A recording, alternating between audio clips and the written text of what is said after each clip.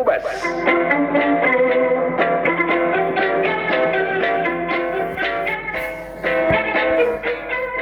سيد افندي لاحظ ان الكلمة الحلوة قربت تختفي من المجتمع ومن حياة الناس.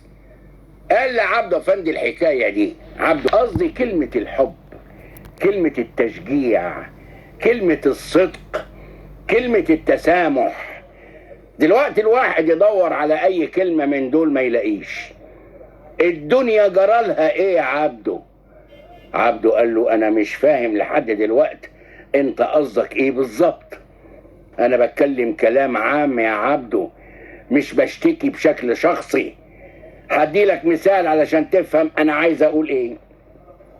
بسأل ديك النهار واحد تاجر صاحبي، بقول له فلان الفلاني التاجر ده غني ولا نص نص؟ قال لي غني جدا، عقبال امالتك. قلت له فلوسه دي جابها منين؟ خلي بالك انا بسأله سؤال بريء، كان قصدي الفلوس اللي عملها من خلال تجارة ايه؟ الراجل اللي بسأله قال لي ايه تفتكر؟ عبده قال له قطعا بومبا. سيد قال له بالظبط، هو ده اللي حصل.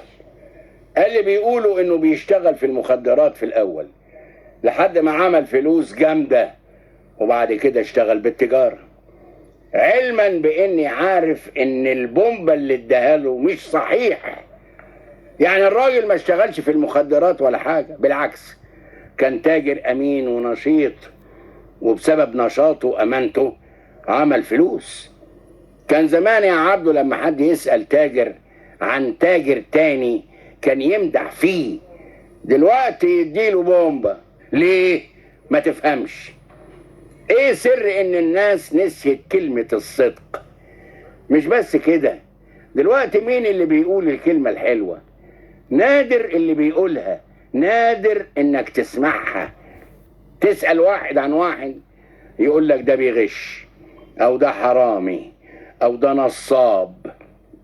المفروض ان الكلمة الحلوة لها تأثير اكبر من تأثير اي قوة. عارف الكلمة الحلوة زي ايه؟ زي نقطة المية.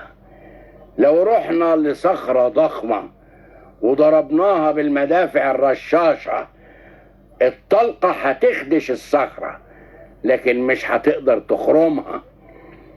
لو نزلنا نقطة مية على الصخرة دي بشكل متصل لمدة كام يوم او كام شهر، عارف ايه اللي يحصل؟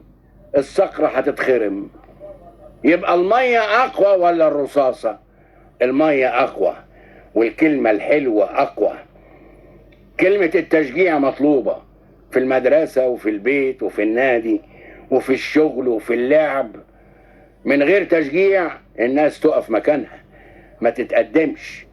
حتى اكبر مغني او اكبر فنان ان ما لقاش تشجيع ما يقولش، ما يشتغلش، ما يشتغلش بنفس، ما يشتغلش بهمة. الكلمة الحلوة ممكن تمسح متاعب الانسان وتخليه يستمر في حياته بشكل ارقى واجمل. شيء سهل ان الواحد يشخط وينطر وينتقد.